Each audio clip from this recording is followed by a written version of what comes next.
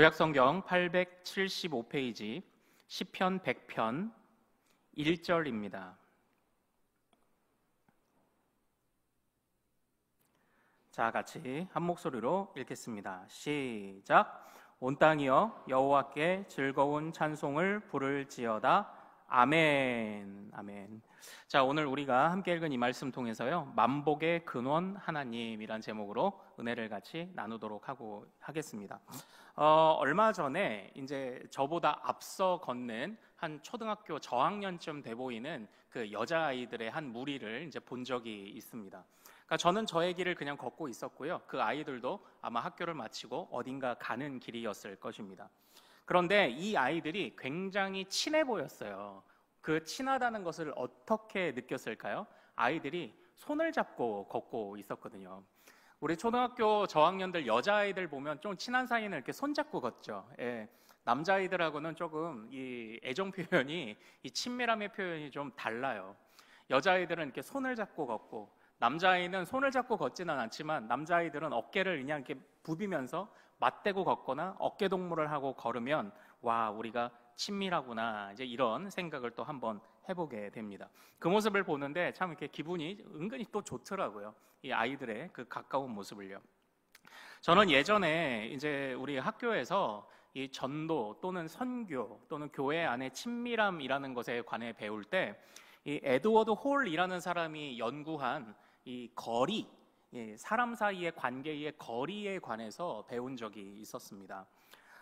우리가 그냥 주변 이웃들하고 인사 정도 하고 지내는 사람은요, 우리가 그냥 공적 만남이라고 하는데, 한 3m 이상의 거리, 그러니까 그 안으로는 생각보다 좁혀지지 않는다고 그래요. 그런데 이제 그 사람이 조금 더 가까워지면, 왜 우리가 엘리베이터에서든 어디서든 이웃을 만나면 인사만 하고 딴 데 보거나 아니면 핸드폰 보는 경우도 있고, 몇 번 본 사람들은 또 대화를 하게 되잖아요. 이렇게 조금 더 가까워지면 이제는 한 1.5m에서 2m 정도의 거리로 이렇게 좀 가까워진다고 합니다. 그러다가 이제 조금 더 이제 친해지면 비로소 인격적인 교류가 시작되는 거리가 뭐냐면 한 60에서 70cm 정도. 이제 이건 아마 이제 교회 안에서 같이 사역도 하고 몸으로 좀 부딪히는 분들이 이런 정도의 친밀감을 갖는 거예요. 그리고 가장 친밀한 사이는요, 거리가 얼마나 될까요? 가장 친밀한 사이는 거리가 얼마나 될까요? 거리가 0입니다. 거리가 0이에요. 그러니까 이 가장 친한 사이, 그러니까 손잡고 가는 건 거리가 0이에요. 남자아이들이 어깨 부비면서 어깨 동무하고 가는 건 거리가 0입니다. 친밀한 사이는 이렇게 거리가 가까워져요. 그러니까 참 재밌더라고요. 이런 것들을 보면서 우리의 물리적 거리라고 하죠. 실제로 잴 수 있는 이 센치의 거리, 이게 3m냐, 1.5m냐, 아니면 1m 이내냐, 아니면 0이냐. 이 물리적 거리는 곧 그것이 마음의 거리를 이제 의미한다고 이제 볼 수 있습니다. 지금 이 중에서는 이제 우리 부부가 앉으신 가정도 있는데요. 여러분의 거리는 몇 센치나 되시나요? 여러분들, 이제 우리가 모든 인간 관계를 보면 바로 이렇게 얼마 정도의 거리감을 갖느냐에 따라 그 사람의 이제 친밀감을 또 볼 수가 이제 있습니다. 오늘 이 시편 100편은요, 점점 깊어지고 심화되는 하나님과의 친밀한 관계를 노래하고 있는 바로 그런 말씀, 그런 본문입니다. 오늘 우리 이 시편 이 말씀에서는요, 정말 우리의 하나님을 향해서 나아가고자 하는 그런 모습들이 참 이 거리라는 것을 통해서 묘사되고 있습니다. 자, 우리 1절 그리고 2절을 같이 한번 읽어보도록 하겠습니다. 같이 읽습니다. 시작. 온 땅이여 여호와께 즐거운 찬송을 부를지어다. 기쁨으로 여호와를 섬기며 노래하면서 그의 앞에 나아갈지어다. 아멘. 여기서 나오고 있는 1절, 2절의 동사를 보면요, 점점 그 거리감이 좁혀져 가는, 하나님을 향해서 그 거리감을 점점 좁혀가고 있는 한 사람의 고백이 등장합니다. 첫 번째 단계는 어떤 단계인가요? 그냥 여호와를 위해, 하나님을 위해 찬송을 부르는 단계입니다. 두 번째 단계는 기쁨으로 여호와를 섬기기 위하여서 나아가는 단계입니다. 세 번째 단계는 그 앞에 나아가서 그 앞에 도달하는 단계입니다. 그러니까 나름대로 이 안에서 거리감이 지금 점점 좁혀지고 있죠. 아, 하나님께 가야지. 그리고 점점 그 발걸음을 옮깁니다. 그리고 마지막에 하나님 앞에 도착을 합니다. 그것을 묘사하고 있는 시편이 바로 이 시편 100편 1절과 2절이에요. 이 말씀을 어떤 우리 믿음의 선배는요, 굉장히 아름답게 묘사했습니다. 나를 불러준 신랑이 머무는 성을 향하여 한 걸음 한 걸음 자신의 고향, 우리가 배운 대로 친척 본토 아비집을 떠나서 신랑이 머물고 있는 그 성을 향해 가고 있는 신부에 비유한 우리 믿음의 선배의 글도 있더라고요. 그러니까 이 신랑을 만나기 위해서 걸어가는 그 발걸음이 얼마나 참 설레이는 그런 발걸음이겠습니까?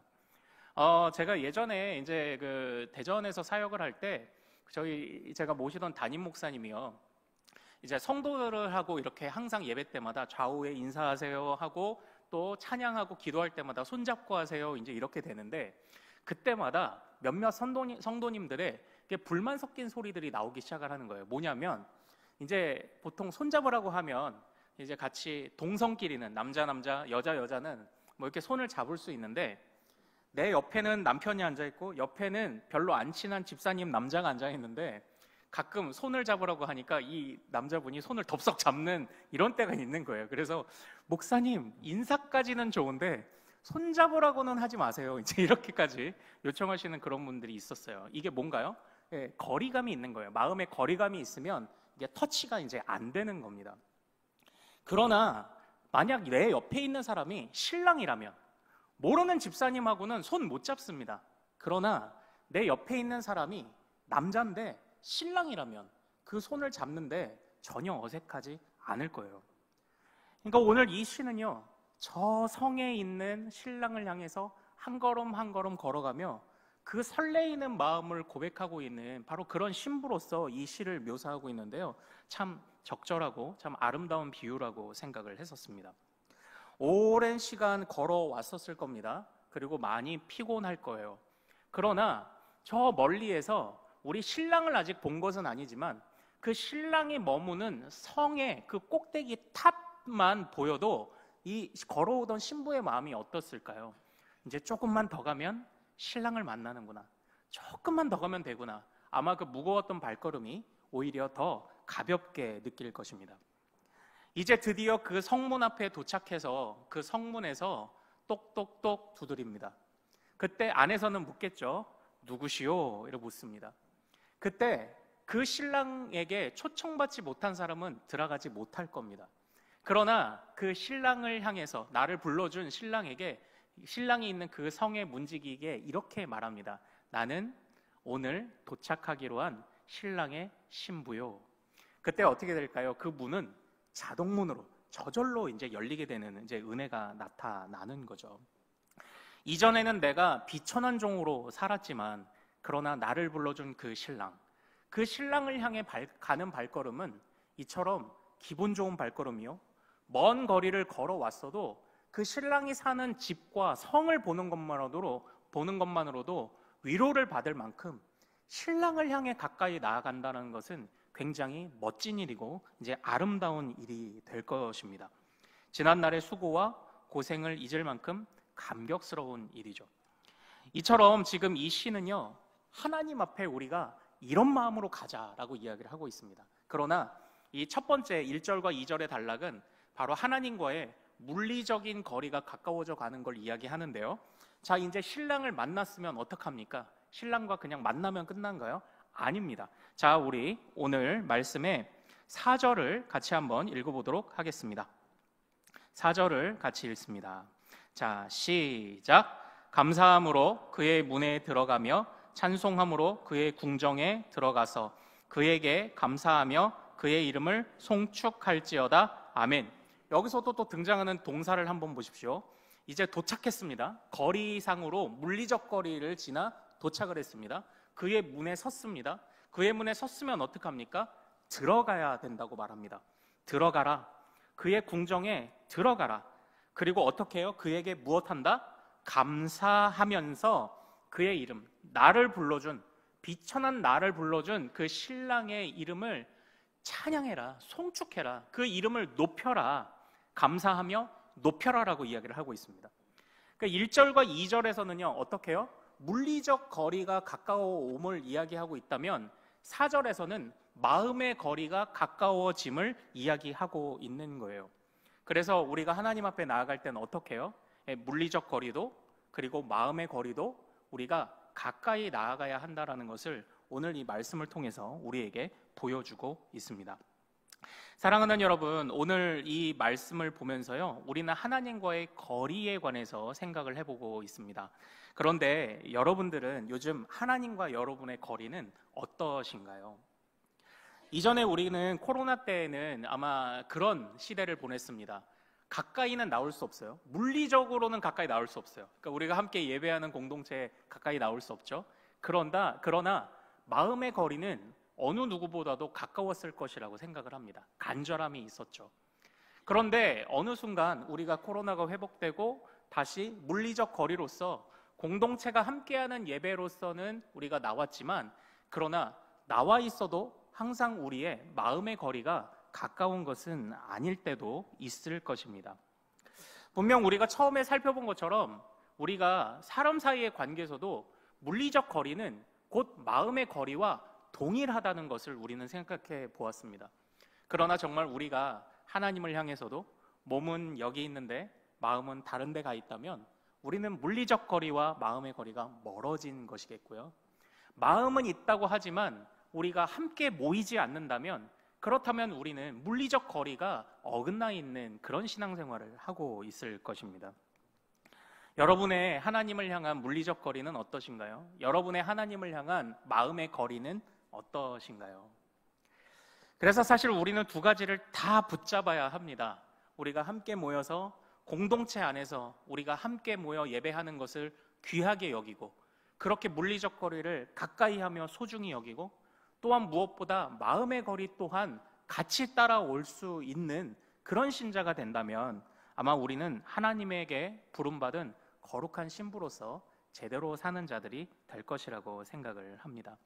요즘 여러분의 물리적 거리는 어떠신가요?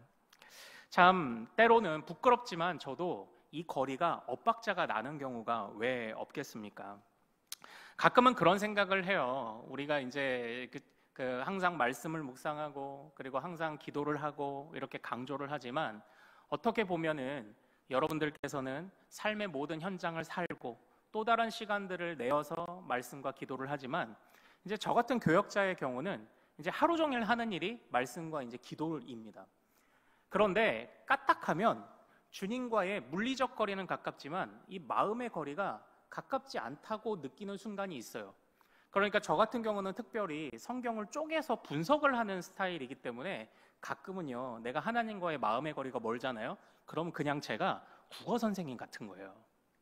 그냥 분석 잘하는 사람인 것 같은 거죠. 그럴 때는 아차 하는 생각이 듭니다. 분석은 잘하죠.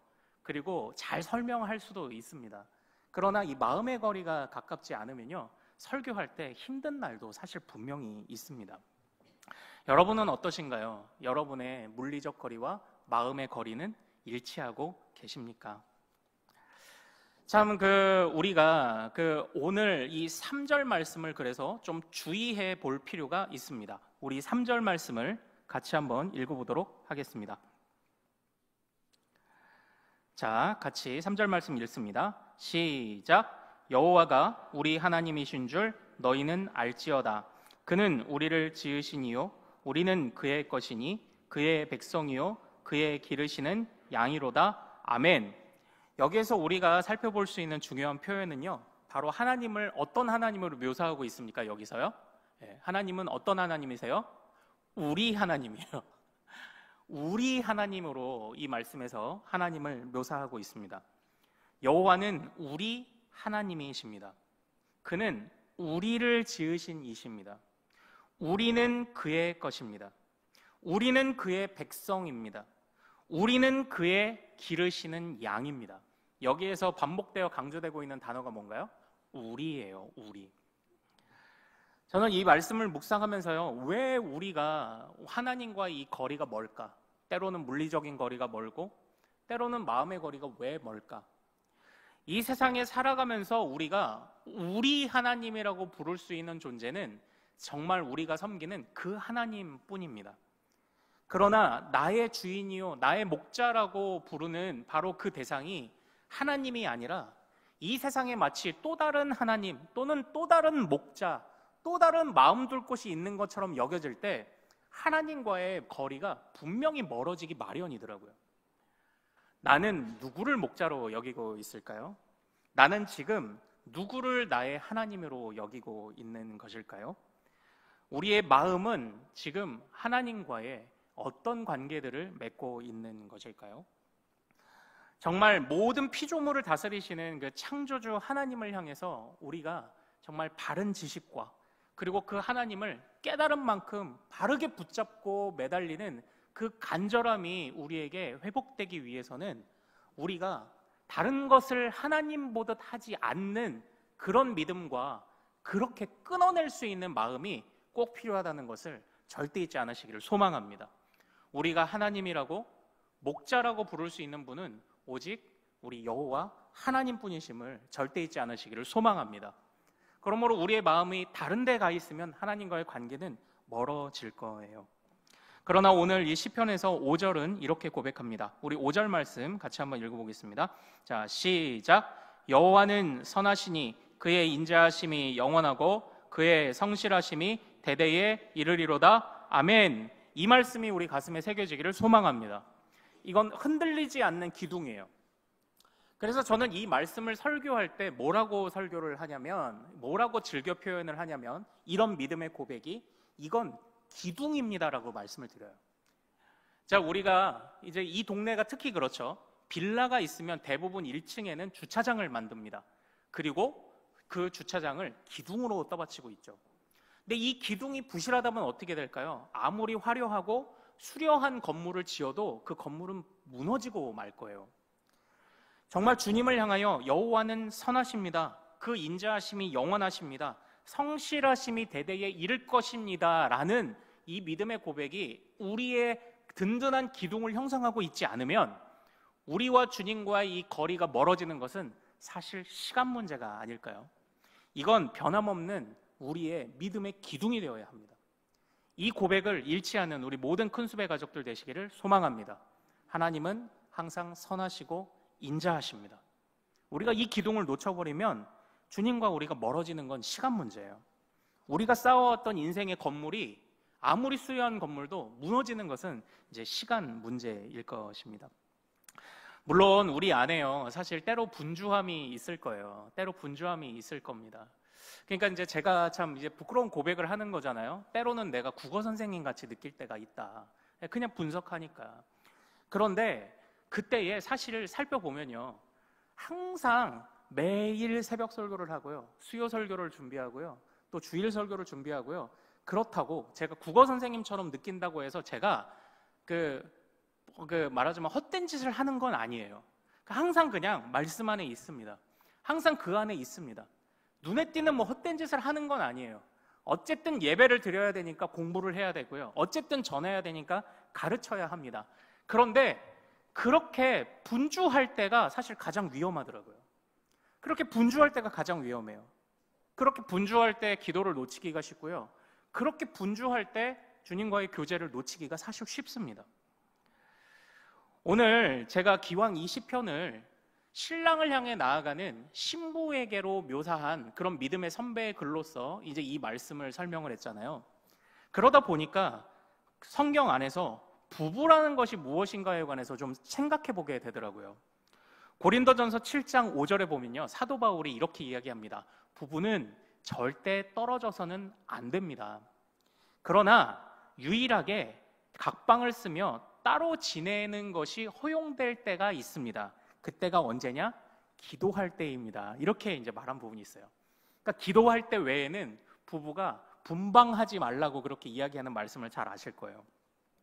그리고 또 찬송가 442장 저 장미꽃 위에 있을 그 찬양의 3절을 보면 이런 가사가 있습니다. 밤 깊도록 동산 안에 주와 함께 있으려 하나 괴로운 세상에 할 일 많아서 날 가라 명하신다. 그러니까 주님과 있고 싶어도 주님이 우리를, 신랑 되신 주님이 우리를 떠미실 때가 있다는 거예요. 언제 떠미십니까? 사명의 자리를 감당할 때는 우리를 이제 떠내미실 때가 이제 있다라는 거예요. 자, 이 두 가지 이야기를 한번 보십시오. 부부는 절대 떨어져서는 안 됩니다. 그러나 기도하기 위해서는 떨어질 수 있습니다. 우리는 주님과 함께 같이 있으려 하지만 주님이 사명의 자리로 우리를 부르실 때는 우리를 떠나보내실 때가 있다라는 거예요. 공통점이 뭔가요? 우리가 기도하든지 아니면은 사명의 자리를 감당하든지 그때는 주님이 우리를 보내신다는 거예요. 자, 생각해 보면요, 특별한 사명의 자리 외에는 부부는 절대 떨어져선 안 된다, 이제 이걸 가르쳐 주고 있는 것이죠. 그러니까 다시 말하면 이렇습니다. 우리가 사실 잠시 우리의 사명과 소명의 자리를 감당하기 위해서 떨어질 때가 있어요. 그러나 그때에 우리의 사랑하는 신랑과 아예 작별을 하는 건 아니에요. 특별한 일을 위해서, 특별히 부름받은 일을 위해서 잠깐 갔다가 그 일이 마무리되면 어떻게 해요? 다시 신랑에게로 돌아오게 될 것입니다. 다시 신랑에게로 이제 돌아오는 거예요. 그러니까 신랑과 함께하는 그 가까운 친밀감을 힘입어서 응원받고 힘을 얻어서 나가서 사역하고 돌아와서 나를 가장 잘 아는 신랑에게 다시 위로와 힘을 얻고, 이제 이러한 사역들을 지금 말하고 있는 것 아닐까요? 우리가 분주할 때요 보면요, 신랑의 힘을 얻어서, 그러니까 일이 그냥 돌아가는 겁니다. 그냥 하는 대로 하는 겁니다. 그때에 신랑에게 힘을 얻어서 사명의 자리로 가야 되는데 그냥 일이 그냥 돌아가죠. 그러면 또 소진됩니다. 그러면 소진되면 다시 신랑 되신 주님께 나아가 힘을 얻어야 되는데 그렇게 느끼지 못하는 때도 분명히 좀 있다라는 겁니다. 그래서 참 이 분주함이라는 게요, 참 무섭더라고요. 그래서 우리 사랑하는 여러분들에게 좀 부탁을 드리고 싶습니다. 우리가 각자가 우리 삶에 있는 여러 자리들을 점검하며 질서를 잡아가기를 소망합니다. 정말 이 분주함에 치이다 보면요, 아무리 어떻게 해요? 말씀을 묵상하고 그리고 교회 일을 하고 하지만 이 분주함에 치이면 신랑에게 힘도 못 얻어서 그냥 하는 일을 하고요, 하는 일을 하다가 속상하고 넘어졌거나 그러면 다시 주님께 나아 위로받아야 되는데 그럴 소망을 못 얻다가 그냥 번아웃 돼버리다가 끝난다니까요. 이게 우리가 항상 연말에 반복하는 그런 일들 아닙니까? 주님은 분명히 우리를 보내실 때가 있어요. 신랑 대신 주님께서 신부 되는 우리를 보내실 때가 있어요. 잠시 떨어져 있게 하시는 때가 있습니다. 그러나 떨어져 있어도 영원히 떨어져 있는 게 아니에요. 신랑에게 힘을 얻어서 사역하다가 다시 신랑에게 가서 힘을 얻고, 이것을 우리가 절대 잊지 않는, 또 올 한 해를 우리가 돌아보며 내년에는 우리가 정말 이런 마음으로 힘을 얻어서 사역하다 지치면 다시 신랑에게로 돌아가서 힘을 얻는 그런 우리의 연말, 우리의 2025년이 되기를 소망합니다. 분주함을 주의합시다. 분주함이 우리를 삼키지 않도록 주님과 항상 가까이 있기를 간구하고 그 힘을 힘입어서 사역하는 우리가 되기를 소망합니다. 아무쪼록 또한 질서 잡힌 그런 우리의 삶이 되기를 소망합니다. 오늘 말씀의 제목을요, 제가 만복의 근원 하나님이라고 지은 데는 이유가 있습니다. 이 시편 100편이요, 만복의 근원 하나님이라는 찬송가 1장의 모티브가 된 바로 그런 시편입니다. 이 시편에 감동한 그 작사가가요, 무려 1700년대에 작사해서 지은 곡이 바로 찬송가 1장 만복의 근원 하나님입니다. 만복의 근원 하나님, 온 백성 찬송드리며 저 천사여 찬송하세, 찬송 성부 성자 성령. 여기서 하나님을 향해서 정말 주님만이 만복의 하나님이십니다. 그러니까 어떻게 보면 이 찬송가 1장은요, 찬송의 가장 대표적인 헤드라인이자 선포와 같아요. 하나님은 만복의 하나님이시기 때문에 내가 찬양합니다.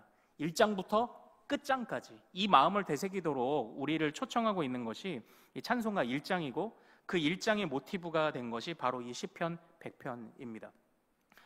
그러므로 우리는 여기서도 또 하나 중요한 교훈을 얻을 수가 있어요. 우리가 주님께 올려드리는 찬양은요, 그 찬양을 통해서 우리가 주님께 더 나아가기도 하지만 사실 제대로 된 찬양은 이미 주님과 좁혀진 거리 안에서 그때에 울려나오는 찬양이 사실 가장 좋은 찬양입니다. 이미 찬양을 드리면서 주님께 더 나아가는 은혜와 효과도 분명히 있지만 찬양을 하기 위해서 이미 우리에게 주님과의 친밀감을 준비하고 나오는 것이 필요하다는 것을 이 찬양과 이 시편에서 또 우리가 교훈을 배워볼 수 있지 않겠습니까? 그러므로 모든 순간 찬양을 하든 사역을 하든 주님과 이 좁혀진 거리감, 주님과의 이 친밀감이 항상 필수라는 것, 이것을 절대 놓치지 않아야 된다는 것을 우리가 꼭 기억할 수 있기를 소망합니다. 여러분들은 하나님과 가장 친밀했던 때가 언제이신가요? 이전인가요? 아니면 지금인가요? 참 쉽지 않은 때도 분명히 있으실 것이라고 생각을 합니다. 우리는 분명히 기복이 있죠. 연약함이 있을 거예요. 그러나 하나님과의 가장 친밀했던 때를 과거에 그런 기억을 갖고 있는 것은 분명히 좋은 자산이 될 거예요. 왜냐? 똑같이 하면 우리도 다시 친밀해질 테니까요. 그러나 그것을 단순히 친밀했던 과거의 때만 붙잡고 살아가는 것만큼 불행한 신앙생활이 어디 있겠습니까? 그냥 과거에만 그랬었었지 하고 붙잡는 신앙이 얼마나 불행한 것입니까? 아무쪼록 과거에도 주님과 가까워서 좋았다면 지금도 우리가 하나님과의 이 친밀감을 가까이 함으로 정말 주님과 더 지금도 좋은, 이전보다 지금이 더 좋은 그런 신앙생활을 할 수 있기를 소망합니다. 아무쪼록 우리가 지금까지 나누었던 말씀대로요, 어디서나 계신 하나님을 의식하며 우리가 거룩하게 살아가기를 원합니다. 주님이 우리와 가까이 계시다, 신랑이 우리와 가까이 계시다는 것을 우리가 인식할 때 그때에 거룩함이 나와요. 마태복음 1장에서는 이렇게 말합니다. 때가 찼고 하나님의 나라가 가까이 왔으니 회개하고 복음을 믿으라. 복음서에서 무엇라고 설명을 합니까? 우리가 왜 회개해야 하고 왜 거룩해야 된다고 말합니까? 하나님이 가까이 계시기 때문이라고 이야기를 하고 있습니다. 가까이 계신 하나님을 의식하며 살아간다면 그때 비로소 우리가 거룩함을 이루어가게 될 줄로 믿습니다. 그러므로 하나님과의 물리적인 거리감 뿐만 아니라 하나님과의 마음의 거리도 몇 센치요? 0이 되어 정말 친밀한 주님과의 교제가 이 연말에 가득하시기를 소망합니다. 자, 우리 같이 좀 찬양하기를 원합니다. 주께 가까이 날 이끄소서, 간절히 주님만을 원합니다. 우리 이 찬양 같이 나누도록 하겠습니다.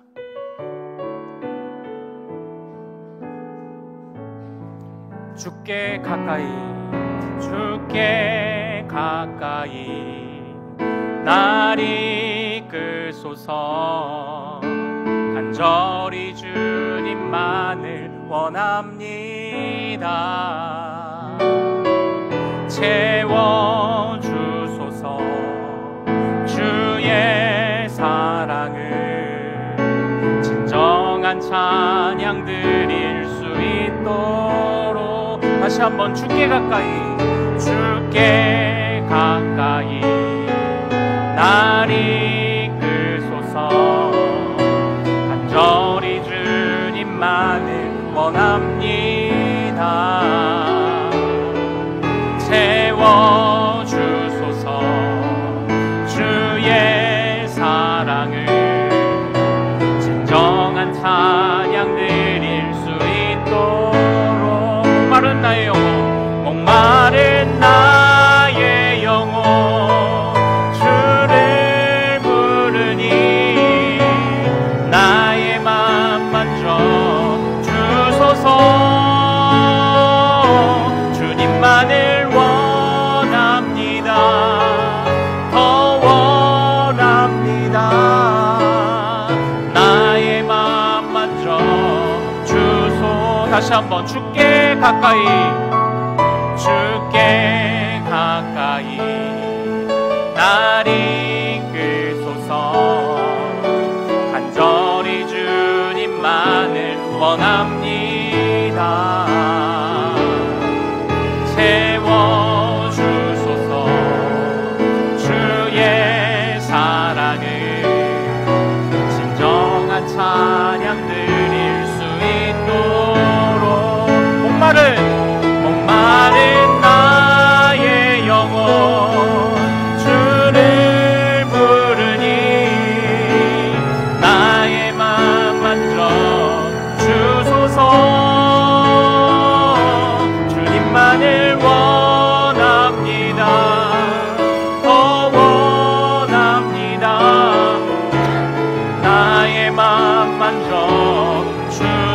목마른 나의 영혼, 목마른 나의 영혼, 주를 부르니 나의 맘 만져 주소서.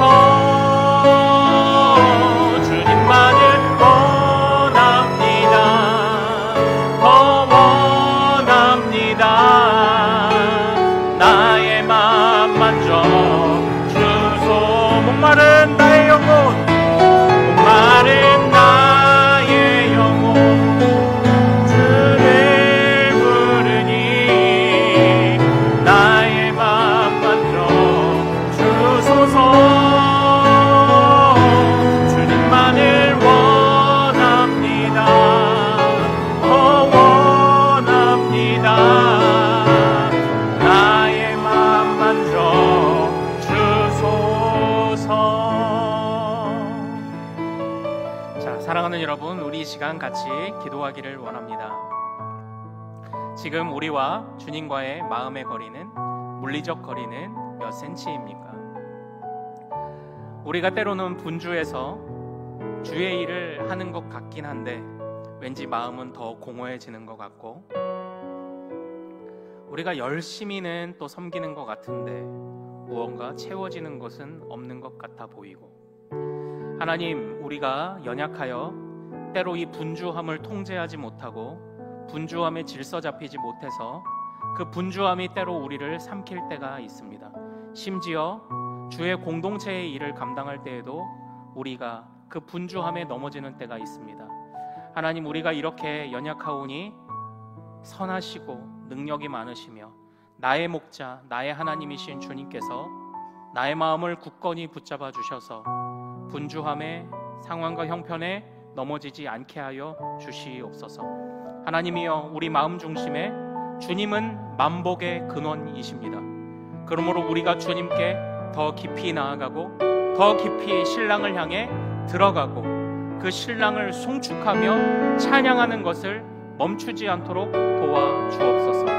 자, 우리 이 시간같이 주여 한번 부르고 기도하기를 원합니다. 주여, 우리가 분주함에 넘어지지 않게 하옵소서. 만복의 근원 하나님을, 그 중심을, 그 기둥을 잃어버리는 자가 되지 않게 하옵소서. 주님의 힘으로 사역하게 하옵소서. 주님의 힘으로 다시 돌아와 위로를 얻게 하옵소서. 우리 주여 이름 크게 한번